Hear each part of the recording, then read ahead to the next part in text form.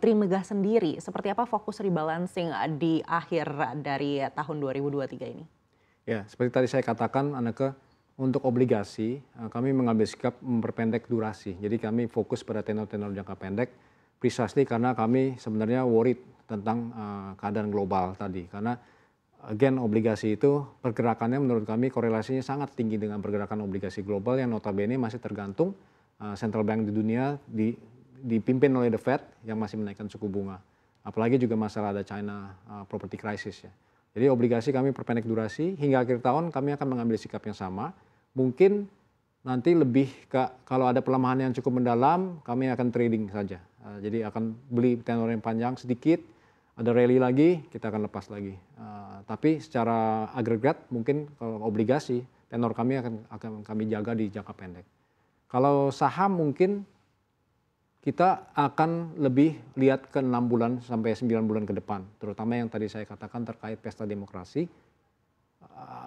Kita akan melihat sektor-sektor mana yang kira-kira lebih menarik ya. Jadi yang kami lakukan di Trimegah, kalau terkait pesta demokrasi, tentu saja perputaran ekonomi akan bergulir karena perputaran peredaran uang akan naik. Jadi M2 growth itu akan naik, dari otomatis sektor-sektor yang akan positif adalah sebetulnya terkait consumer section, misalnya retail dan sebagainya. Karena kan consumer spendingnya akan naik. Jadi sektor-sektor tersebut dan juga mungkin bank-bank yang memberikan lending ke consumer dan sebagainya juga pasti akan terimbas positif. Satu lagi mungkin sektor telekomunikasi kita juga suka. Biasa itu traditionally ke arah pemilu cenderung naik.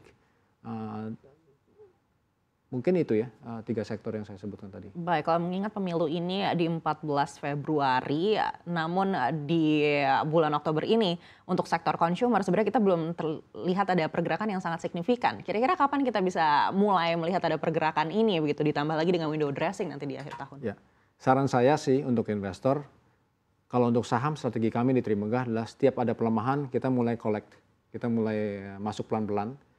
Dollar cost averaging is a common approach. Saya kira itu adalah cara yang terbaik, karena kita sebagai investor profesional, it's actually very difficult to market time ya. Untuk pilih exactly di bottom, beli di bottom itu it's everybody's dream gitu ya. Kalau saya juga bisa pilih di bottom secara akurat, mungkin saya nggak berbicara di sini, saya mungkin nggak akan share rahasia saya seperti apa. Tapi yang paling penting adalah wisdom ya, maksudnya berdasarkan pengalaman saya selama ini. You can never time the market precisely, tapi kamu kurang lebih tahu kira-kira saat yang tepat untuk mulai collect itu kapan, ya, dan kita spread out our buying. Jadinya nggak semerta-merta semuanya kita posisinya besar pada saat poin tertentu, karena salah bisa saja akan terjadi. Jadi intinya selama ada pelemahan, continue collecting your position, building your position in stocks. Menurut saya itu wise sekarang ini. Baik, berkaca pada tahun lalu window dressing-nya ini sebenarnya tidak terlalu signifikan begitu. Anda lihat di tahun ini akan seperti apa? Harusnya lebih signifikan tahun ini. Karena bedanya tahun lalu ada semacam suatu window di mana ada sedikit uncertainty kan. The Fed naikkan suku bunga belum ketahuan kira-kira kapan berakhirnya dan sebagainya. Sekarang kan sudah lebih transparan sedikit ya. Kalau tahun lalu kan mungkin memang The Fed naikin suku bunganya lebih agresif di awal-awal kan ya. Tapi sekarang ini kelihatannya kan market sudah oke, The Fed sudah naikin suku bunga seperti ini, ekspektasi pasar seperti ini, kira-kira lebih transparan ke depannya seperti apa. Maka dari itu saya rasa window dressing akan lebih exciting this year compared to last year. Baik, dan kita tahu juga eskalasi perang di Timur Tengah ini semakin tinggi kalau menurut dari pejabat-pejabat The Fed, maksud kami pemerintah Amerika Serikat ini katanya tidak akan terlalu banyak mempengaruhi perekonomian global gitu. Anda sendiri melihat seperti apa? Apakah ini justru akan sebenarnya mempengaruhi sektor-sektor kita, terutama sektor energi? Kalau kita lihat ini kan sebenarnya sudah ada pergerakan begitu ketika perang ini pecah gitu. Tapi apakah juga akan sebesar perang Ukraina? Kalau mungkin yang lebih mudah adalah yang pertanyaan terakhir, apakah akan sebesar perang Ukraina? Saya rasa tidak ya, karena perang Ukraina sampai sekarang pun belum berakhir, dan itu sesuatu yang strategically Rusia kelihatannya memang mereka sudah menetapkan hati mau perang ini berlanjut, dan selalu aja ada gesek-gesekan yang terus berlangsung gitu ya. Kalau perang ini sebenarnya The answer is we don't know for sure, ya kan. Jujur kita tidak tahu pasti, tapi kelihatannya dari make-up-nya memang harusnya skala perangnya ini lebih terkonsentrasi di specific point di antara Israel dengan Palestina.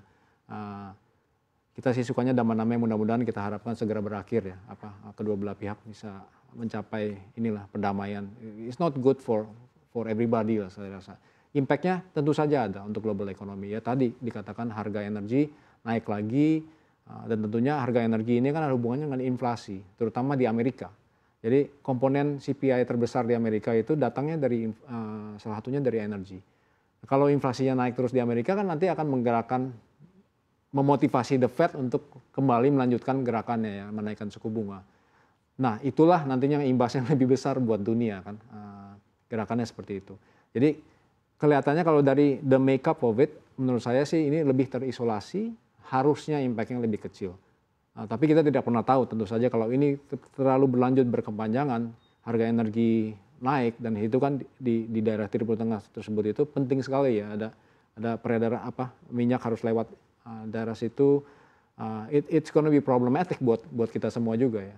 Baik, jika harga migas ini naik biasanya diikuti juga dengan kenaikan harga batu bara begitu. Tapi tadi Anda tidak sebutkan sektor komoditas ini dalam sektor-sektor yang dipercayai Trimegah begitu. Apakah Anda melihat sebenarnya dampaknya ini tidak akan terlalu signifikan untuk sektor komoditas, di mana kita sudah melihat di tahun lalu dan tahun sebelumnya harga batu bara ini menolong kita semua?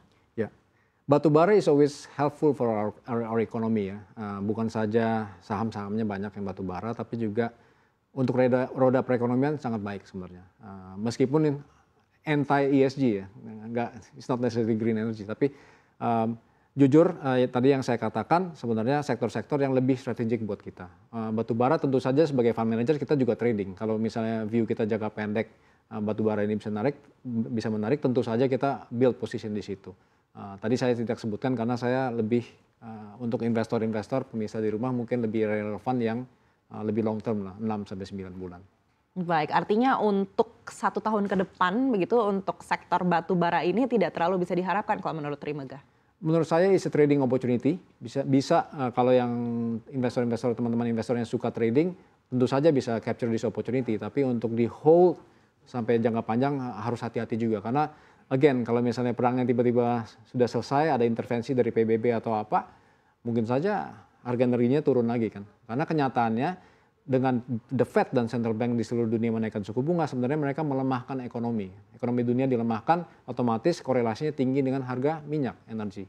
Jadi seharusnya harga minyak itu merambat turun, bukan naik seperti sekarang. Jadi ini kan ada anomali karena terjadinya panas lagi situasi perang lagi.